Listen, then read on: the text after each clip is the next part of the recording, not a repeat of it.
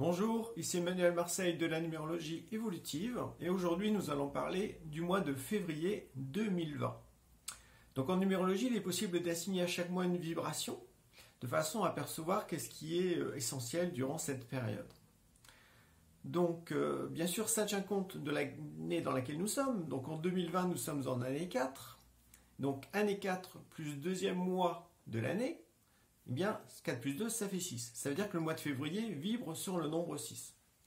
Donc pour l'interpréter au mieux, bien sûr, il faut tenir compte de l'année 4 dans laquelle nous sommes, mais on peut également tenir compte du mois, du signe du Verseau dans lequel nous sommes justement durant cette période. En tout cas, tout du moins durant les 20 premiers jours de février. Donc quand on associe ces trois valeurs, ces trois données, eh bien, qu'est-ce qui en ressort en priorité ? Ce que je perçois, c'est qu'il peut y avoir une sorte de tension entre l'attachement au passé, parce qu'il est sécurisant, et en même temps l'envie d'aller vers le futur, mais comme c'est incertain, eh bien, on ne sait pas trop comment, on va dire, jouer avec ça. En fait, l'année 4 et le mois 6 font beaucoup référence justement à la fois à la notion d'histoire, de tradition, d'ordre, la place sociale, l'histoire familiale, nos conditionnements, les lois, en fait tout ce qui est carré, en fait tout ce qui touche le monde de l'incarnation. Donc il y a une notion comme ça de cadre de vie dans lequel on se trouve et qui peut être sécurisant mais en même temps peut être enfermant. Or le signe du Verseau, lui, il est très attaché à sa liberté, il veut aller vers quelque chose de libérateur, de nouveau. En fait, il veut aller vers le futur, et en même temps avec une certaine dimension fraternelle. Donc le Verseau, vraiment, durant ce mois de février, il veut tendre vers ses valeurs, justement, sortir justement du cadre. Et puis d'un autre côté, l'année 4 et le mois 6, on nous dit dans quel cadre on vit, et qu'est-ce qu'il faut garder dans ce cadre pour à la fois, parce que c'est toujours valable, puis en même temps dans ce cadre, qui peut être lié aussi à des obligations, à des devoirs, à une place sociale, justement, des engagements que l'on a pu prendre. Donc parmi tout ça, eh bien, parmi toute notre vie concrète, en quelque sorte, eh bien, qu'est-ce qu'il faut garder? Qu'est-ce qu'il faut continuer à développer? Qu'est-ce qu'il faut accepter de lâcher pour justement s'alléger et puis essayer de bâtir un nouveau mode de vie, ou en tout cas d'autres repères pour avancer vers le futur, justement, avec une certaine confiance, une certaine prudence en même temps.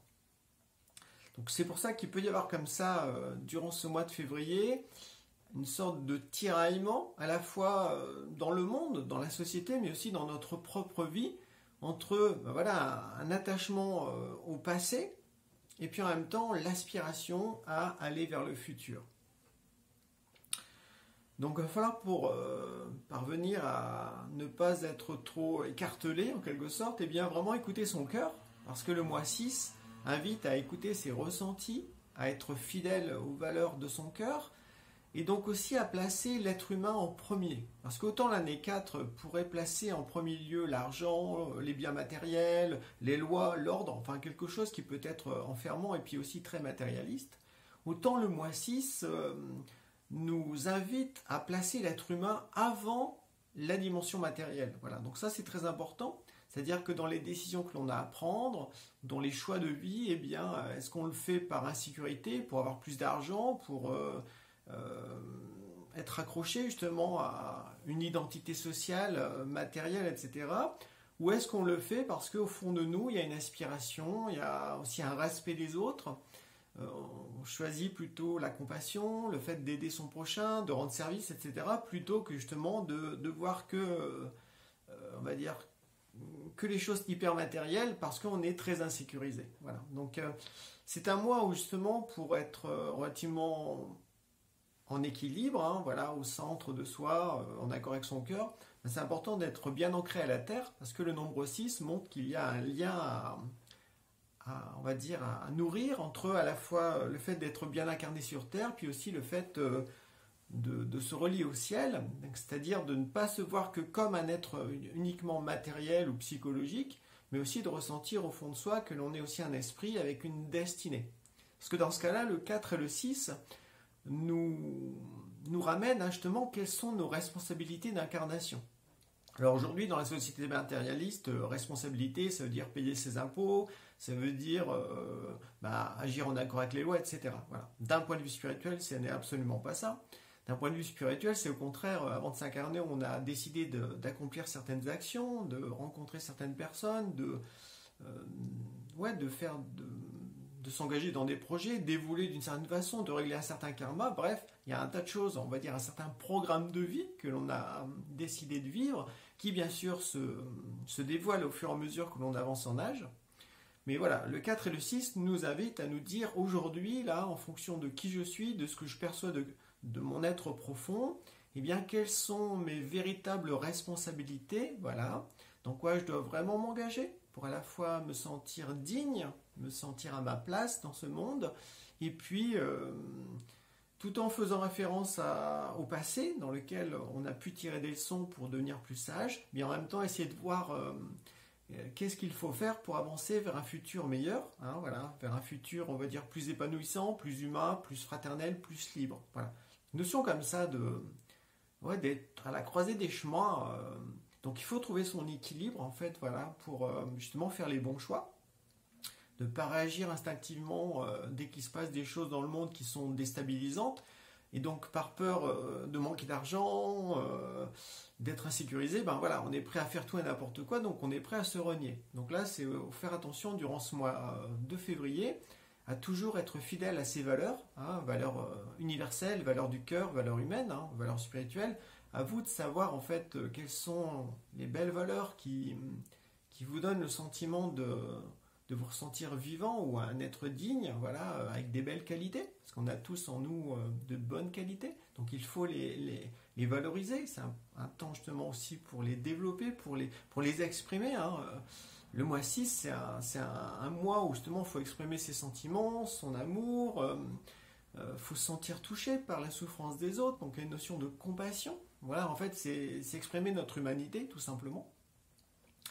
Et donc, s'entraider aussi, parce que, voilà, mais en même temps, veiller à ne pas rester confiné qu'à sa famille ou qu'à son petit cercle d'amis, parce que, ben, ça peut être, ok, sur le coup, on va dire, ça peut être rassurant, parce qu'on se serre les coudes, mais en même temps, c'est comme si ça pouvait aussi nous couper des autres, hein, voilà. Donc, or, le Verseau, lui, il aspire à la fraternité, c'est-à-dire qu'il veut comme changer la vision du mot famille, c'est-à-dire que pour lui, la famille, c'est l'humanité dans sa globalité. Donc c'est vraiment une ouverture culturelle en fait en même temps qui est invitée, dans laquelle on est invité à rentrer aussi avec ce mois 6, parce que c'est relié justement au Verseau, comme s'il fallait ouvrir son cœur à davantage de gens, à des inconnus, etc., tout en se respectant. C'est très important justement par contre d'être en accord avec soi, avec ses décisions, avec ses choix, donc ne pas s'engager avec n'importe qui, ne pas s'engager dans n'importe quel projet. Il faut vraiment le ressentir au plus profond de soi. Il faut que ce soit un choix libre en fait, hein, c'est très important.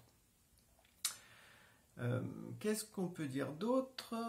Je regarde mes notes. Oui, ce qui relie le 4 et le 6, c'est aussi la santé. Donc faire attention justement à notre état intérieur au niveau physique, voilà, donc pensez à bien manger, à bien dormir, à faire des activités notamment sportives ou en nature qui vous font du bien, qui justement qui nous aident à nous ressourcer justement, donc trouver chacun doit trouver en fait les activités qui lui conviennent, hein, voilà, pour être en bonne santé, justement en bonne forme, de façon à faire ce qu'il a à faire dans sa vie.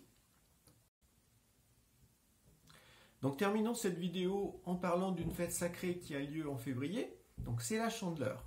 Donc ça a lieu le 2 février. Donc cette fête peut être vue sous deux points de vue. La première, ça touche directement la culture chrétienne, parce que le 2 février, eh bien, la Vierge Marie a présenté l'enfant Jésus au temple. Donc c'était 40 jours après Noël. Donc cette présentation au temple est donc un moment sacré. Et donc il est de coutume, au moment de la Chandeleur, eh bien, de brûler un cierge, que ce soit chez soi ou dans une église ou un temple, de façon à bénéficier d'une protection spirituelle durant l'année. Donc ça c'est intéressant à savoir. Donc bien sûr il faut, quand on allume sa bougie ou son cierge, chez soi ou dans un endroit sacré, eh bien, c'est de penser justement à cette présentation au temple. On peut même lire éventuellement le passage des évangiles qui correspond à cet événement. Et donc en faisant cela, on va bénéficier d'une protection spirituelle durant l'année. Deuxième point de vue par rapport à la chandeleur, bon, donc là c'est plus relié au soleil, parce que à la chandeleur, on mange des crêpes. Alors qu'est-ce qu'une crêpe? Justement, c'est rond, et puis la pâte est dorée. Donc ça symbolise l'astre solaire, le disque solaire. Et donc pourquoi fait-on cela le 2 février? Parce qu'à partir de ce moment-là, eh bien, la lumière du jour va s'accroître considérablement. Voilà, il y a une sorte comme ça, d'un coup, ça s'accélère au niveau de la luminosité des jours. Et donc, on mange une crêpe, au moins une, parce que c'est bon les crêpes, donc le 2 février. Et donc, ça symbolise aussi l'espérance, en fait, que le printemps va bientôt arriver. Et donc, on sort d'un hiver, et on sort de l'hiver, et on sort du froid. Voilà. C'est aussi un signe de prospérité, le fait de manger des crêpes à cette période. Voilà, c'est comme si on allait mettre du soleil dans notre vie. Donc voilà, donc ça peut être aussi bénéfique pour toute l'année en cours. Donc voilà, pensez à allumer un cierge et à manger des crêpes le 2 février. Et normalement, eh bien, il y aura des bienfaits durant toute votre année. Voilà ce que je souhaitais vous parler donc sur ce mois de février 2020. Voilà, je vous laisse réfléchir à tout cela et puis je vous dis à bientôt dans une prochaine vidéo. Passez une bonne journée.